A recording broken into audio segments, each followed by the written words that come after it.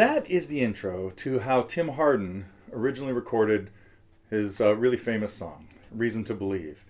And it was, it was basically just a simple folk kind of country strumming song. And we're going to take a look at a lot of different ways to play this as this lesson goes on.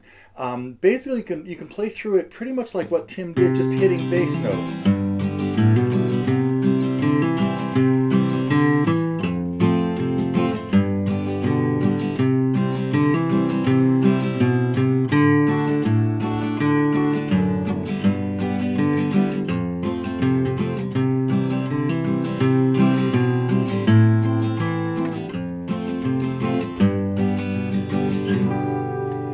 That is pretty much Tim's version.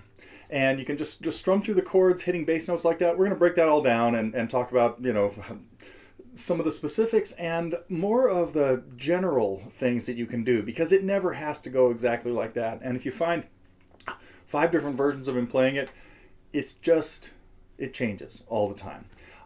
There's a short little instrumental.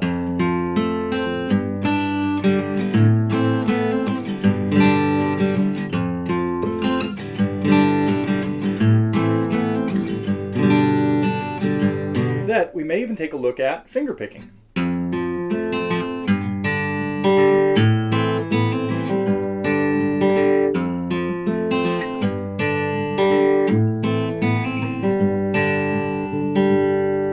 So, he also sang the melody a little bit different all the time, and we'll talk about some of the cover versions that people did.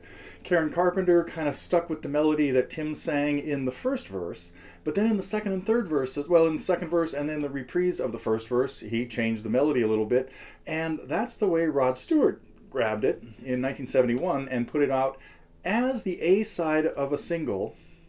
You know what the B side was? Maggie May. You know what happened? Pretty soon DJ started flipping it over, and Maggie May became the huge hit that Rod was hoping Reason to Believe would be. It didn't quite work out that way. So anyway, and we'll talk about also unusual phrasing that happens in this. There are the way Tim plays it, there are a lot of 5-measure phrases, particularly in the chorus and in the introduction, the part I just played there. We might talk about Glen Campbell's version, where he stretches out that 5-measure phrase into being a 6-measure phrase. Or Neil Young's arrangement, where he throws in a couple extra beats and plays it kind of spooky on the organ or different keyboards in a couple of different situations.